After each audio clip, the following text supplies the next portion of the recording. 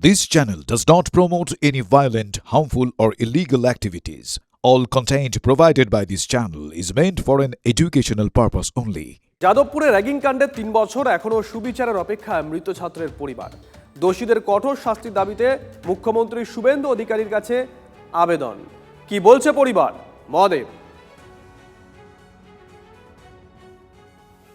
একদমই তারা শুভেন্দু অধিকারীর কাছে আবেদন করছেন এখানে এই কারণে যে দেখো তামান্নার ঘটনা, অভিযুক্তরা অধরা ছিল। তামান্নার পরিবার বারবার মুখ্যমন্ত্রীর কাছে, বর্তমান মুখ্যমন্ত্রীর কাছে আবেদন করেছিলেন, তিনি নিজে গিয়ে দেখা করেছিলেন এবং তারপর কিন্তু অন্যান্য যারা অভিযুক্ত ছিল, অর্থাৎ যে অভিযুক্তরা অধরা ছিল তারা প্রত্যেকেই গ্রেপ্তার করা হয়েছে। পাশাপাশি সম্প্রতি আরেকটি ঘটনা, যেটা দেখো 7 মাস এক ছাত্র নিখোঁজ থাকার পর 7 দিনের মধ্যে মুখ্যমন্ত্রী খুঁজে দেয়, যার বাসিন্দা তিনি কল্যাণীর চাকদার বাসিন্দার, এবং সেই ছাত্রকেও খুঁজে এনে দেন মুখ্যমন্ত্রী। তার পরবর্তীকালেই পরিবার কি দাবি করছে আমি কথাও বলি। আপনি তো কালকে মুখ্যমন্ত্রীর হস্তক্ষেপের দাবি করেছেন যে যাতে বিচার পাওয়ার জন্য, কি বলবেন? হ্যাঁ, মুখ্যমন্ত্রীর কাছে আমি ভেরি রিসেন্ট অ্যাপয়েন্টমেন্ট চেয়েছি, তাকে আমি চিঠি দিয়ে জানিয়েছি যে আমি আপনার সঙ্গে দেখা করতে চাই। সে তো আমাদের এই ঘটনার সময় আমাদের পাশে ছিলেন, আমাদের পরিবারে, আমাদের বাড়িতে এসেছিলেন, আমাদের এতদিন অবধি সবসময় সে খোঁজখবর রেখেছেন।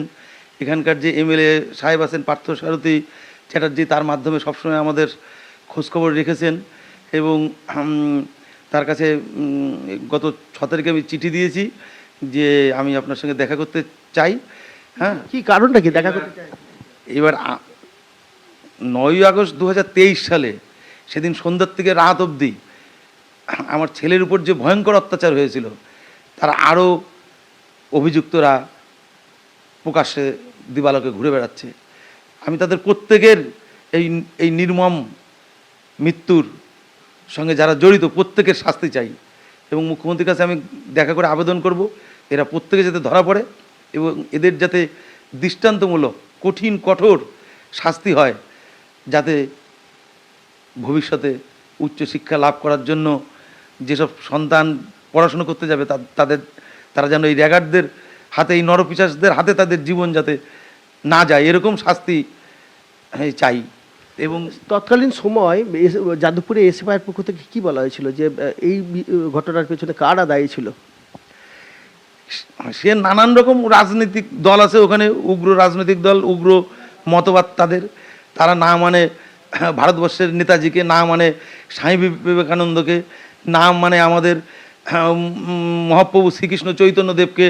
হ্যাঁ, তারা নানান রকম আজে বাজে মতবাদে বিশ্বাসী এবং পড়াশুনোর জায়গায় সেখানে তারা বিশৃঙ্খলা তৈরি করে রাখা, সেখানে মদ গাঁজার আড্ডা তৈরি করে রেখে যারা পড়াশুনো করতে যাবে ভালো ছেলেপেলের জীবনটাকে দুর্বিষহ করে তোলা, তাদের এই পৃথিবীর থেকে, তাদের মা বাবার কোল থেকে তাদের হারিয়ে দেওয়া এক শ্রেণীর আছে সেখানে। যাই হোক, রাজ্যে পালাবদল হয়েছে, বর্তমান শাসকের কাছে আমি আবেদন করব যে যাদবপুর ইউনিভার্সিটিতে যাতে পড়াশোনার পরিবেশ থাকে, সুন্দরভাবে হয়, সেই আবেদনই করব। পাশাপাশি যে ছাত্র অর্থাৎ পড়াশোনা করতে উচ্চশিক্ষা নিতে গিয়ে তার মৃত্যু ঘটেছিল, তার মা আমাদের সঙ্গে রয়েছে, তার সাথেও কথা বলবো। এই মুহূর্তে রাজ্যের পালাবদল ঘটেছে। বিগত মুখ্যমন্ত্রী তো বলেছিলেন দ্রুত বিচার ব্যবস্থা, তাদেরকে শাস্তি দেওয়া হবে। পেয়েছেন শাস্তি? আজ কতদিন হয়ে গেল? এখনো পর্যন্ত আমরা শাস্তি পাইনি, কিন্তু ওরা এখনো জেলে রয়েছে। 12টা ছেলে রয়েছে, কিন্তু আমার ইচ্ছা যে ওরা যেন শাস্তি যেন পায়। আমার ফুলের মতন ছেলেটা 2 দিনের মাথায় কি অন্যায় করতে পারে আপনারাই বলুন, যে ওই ছেলেটাকে দিয়ে ওরা এত অত্যাচার করে এই করে ও জীবনটা নিয়ে নিল। আর আমার মনে হয় যে ওরা এত চরম যে শাস্তি পায়, যে আমার ছেলেটা যেন শান্তি পায়। আমার ছেলে অনেক আশা করে, অনেক স্বপ্ন নিয়ে যাদবপুর ইউনিভার্সিটিতে পড়তে গেছিলো যে মা আমি যদি চান্স পাই আমাকে পড়াবো। ওই শুধু আমার ওই কানে বাজে কথাটা, আমি সেই কারণে ছেলেটাকে ভর্তি করলাম। ওই যে মনোতোষ আছে, ওই সৌরভ আছে, অনেক অঙ্কন, আরিফ, সবাই মিলে ছেলেটাকে জোর জবরদস্তি করে। এর মনে হয় কি এর পিছনে অনেক আছে, কিন্তু ওরা আজকে নতুন করেনি। ওদের এত হাত লম্বা হয়ে গেছিলো যে 2 দিনের মাথায় ছেলেটা কি অন্যায় করতে পারে। আমার ছেলে ফুলের মতন ছেলে, সেই কারণে ওরা এত অত্যাচার করেছিল যে আমার ছেলেটাকে ওরা মেরে ফেলতে বাধ্য করেছিল। মেরেই ফেলে দিয়েছে আমার ছেলেটা। আমি এই শোক আর তো আমি ভুলতে পারছি না। আমার সংসার তো নষ্ট হয়ে গেছে, এই যে আমার ছোট ভাই, বুঝতে পারছি মহোদয়, তার পড়াশোনা নজর যে থাকবে কি হবে আমাদের, আমি কারণ ঠিক জানতে পারছি যে অভিযোগ আমি আর এই ছাত্রের মা বাবা এর আগেও করেছিল ক্যামেরার সামনে, গত সরকারের তরফ থেকে প্রতিশ্রুতি দেওয়া হয়েছিল তদন্ত হবে, দোষীদের দৃষ্টান্তমূলক শাস্তি দেওয়া হবে, কিন্তু হয়নি।